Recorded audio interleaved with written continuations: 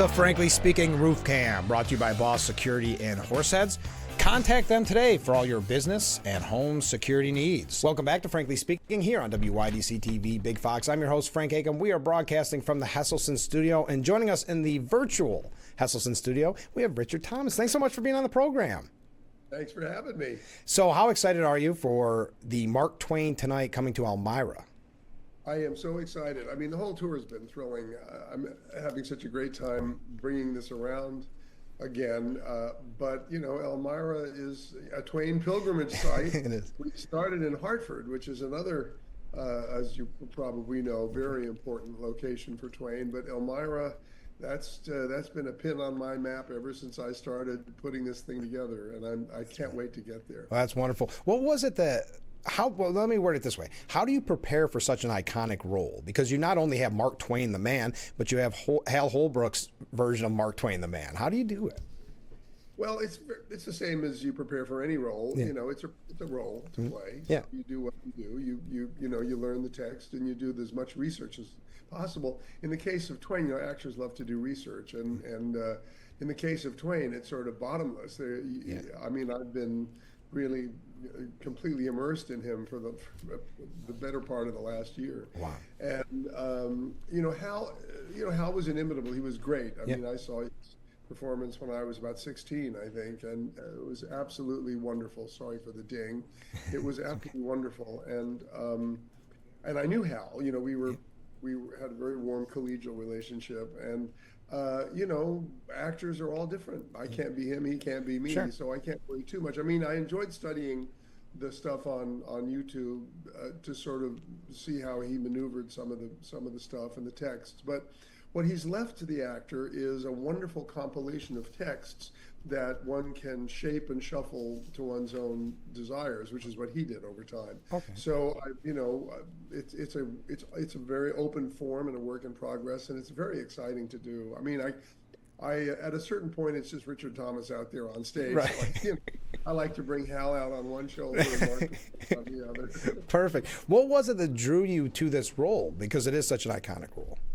Well, what drew me to it was a call from Hal's estate saying that they thought it would be a great time to revive the piece, and they felt that Hal would have approved of me, and I was flattered by that. Yeah. And would I be interested in jumping into those shoes? And I said, absolutely. It's a great time to be bringing Twain around again. Is it difficult for someone that's not an actor, and I'm sure many of our viewers aren't an actor, is it difficult for a one-man play? I mean, this is just you. You're up there alone for the world to see. How does that feel? Well, it's a different kind of challenge. It's a lot to learn. Mm-hmm. You know, it's 90 minutes of talk, and that's a lot of text. But I'm pretty good, learner and a pretty quick study. And I did have a good amount of time. I mean, Hal had decades and decades to do it. I didn't have quite, Yeah. The only advantage I have over Hal is that I'm actually Twain's age now, when he did this lecture. Oh, that's great. Hal started when he was about 30, and he had to put all that old age makeup, but I don't have to do that. But no, it's a wonderful, wonderful opportunity, I'm just bringing myself out there and my version of the man. Yeah. The big question is, do you normally smoke cigars in your free time? I have smoked cigars. I used to smoke cigars and pipes quite a bit. There you go. Years and years ago, but I don't anymore and haven't for a long time. But a cigar will be on hand. Okay, good. You have to keep true to life, right? What does Absolutely. a typical show look like for Mark Twain Tonight, which will be at the Clements Center October 14th and 15th? Well, I'm not only following in Hal's shoes, I'm really following in Twain's shoes, right. Because, Twain was arguably the first stand-up comedian, and right. Certainly not the very first. That might have been Artemus Ward, but certainly the most globally and nationally recognized. And although he wasn't strictly a stand-up comedian in the way they are now, he would take what he called his lectures out on the road all the way across the country and around the globe, and he would talk for about 90 minutes to the audience with reminiscences and tall tales that he'd picked up, and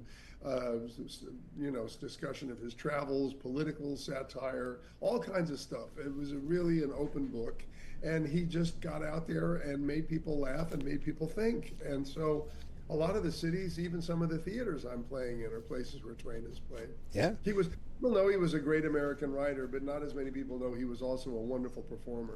Well, and you think of how often he's quoted, and he's one of those people that even if it isn't his quote, he gets credit for. Have you noticed that? He's not only one of the most quoted Americans, he's one of the most misquoted. Right. It's really interesting. So when you come to the area, do you check in under the alias Samuel Clemens? No, that would be clever. I don't have an AKA. I'm afraid to kind of do from way back in the '70s, of course. But yeah. No, I'll try it. I'll try it in Elmira. See how it won't work. We'll be on to you. Elmira's the wrong place to start that.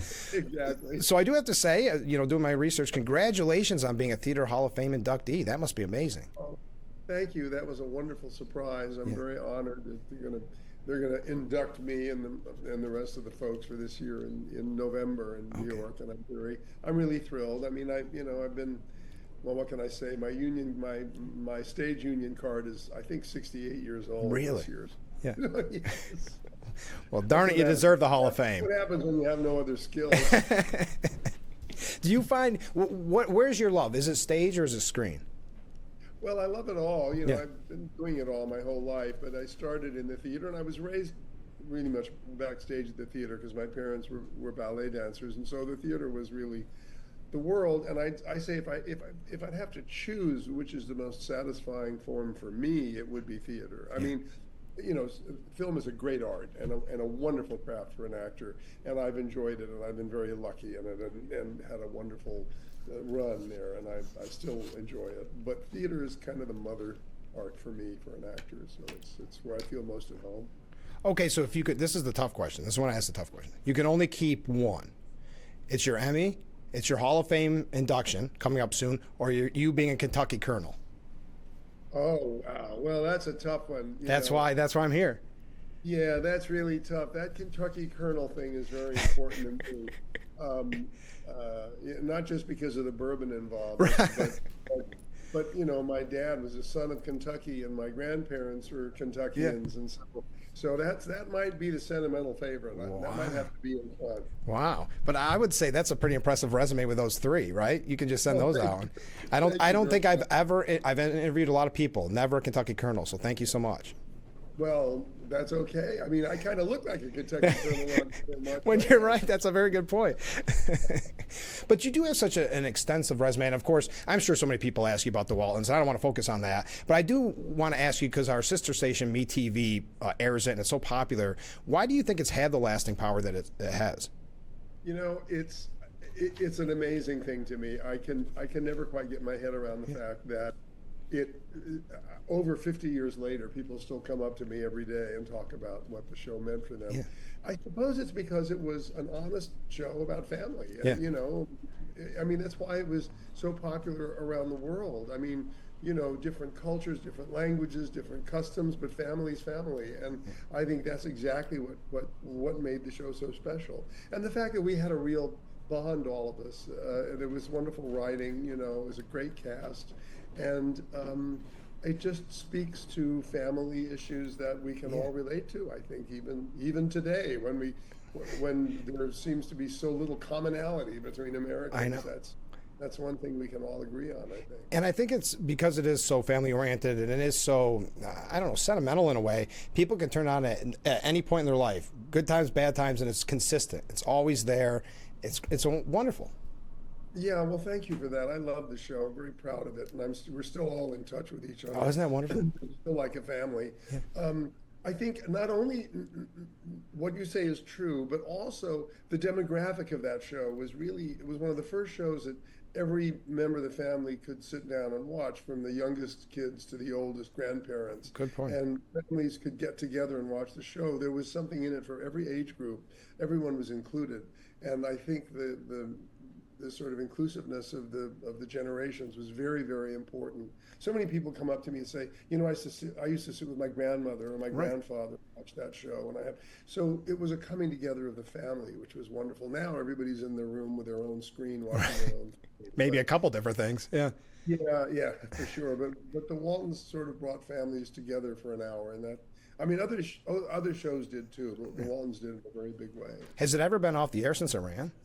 No, it hasn't been Yeah. off the air. Isn't that crazy? Yeah. It's wild. And for so many years, like in Germany, it was on twice. It was on twice a day. It was on in English and it was on in German. You Wow. should hear me in my German. It's impeccable. That's wonderful. Now, what's it like for you, because you lived it, when you're away and you turn on the TV and there it is? Do you ever watch it? I every now and then it comes across the screen. I'm the insomniac's best friend. If you can't sleep at 3 in the morning, you turn on the TV. I'll be there somewhere with some rerun of some show. Yeah. What's more interesting to me is one of my kids will get in touch with your friend and say, "I heard your voice. I was making coffee in the morning and I heard your voice in the bedroom. What is he doing in my house?" But it was me on television talking. You're like, why is Dad all of a sudden in my bedroom? That's wonderful. Yeah, no, I love it. I'm Yeah. very proud and grateful that it's still out there. Yes. And we're going to switch back over here because I know I just have a minute, but we're talking about Mark Twain tonight. Now we are. We were talking about the Waltons. Now we're talking about Mark Twain tonight. I think it speaks volumes to you that you're the first and only actor that's authorized to perform this play. I mean, that kind of level of faith in you must be really kind of humbling. Well, it was humbling, and it is, and I'm very touched by the offer, that Hal's estate made. I mean, Hal did it right up until maybe about 10 years ago. I think I don't know when his last performance was, but he was 90 or 91 when he did his last one. Yeah. So he carried it for over 50 years, Yeah. which is really and not only an extraordinary achievement, I think probably a unique achievement for an actor in one role. And the actuarials really are not in my favor. Yeah, right. In terms of matching his record, but I love doing it. I want to do it as long as I can. So he's the Cal Ripken. You're just trying to play a little catch up. He's the Iron Man, right? Well, thank you so much for being on the show. It's Mark Twain tonight at the Clemens Center, coming up October 14th and 15th. Tickets are on sale now. This has been a real pleasure. And can I be as corny as possible and wish you a good night? Please wish me good night, and I wish you a good night. Right. It was a lovely conversation. Thank you very much. Well, thank you. All right, best of luck. Thanks again. Stay Thanks with a us. lot. Bye-bye. We'll be right back.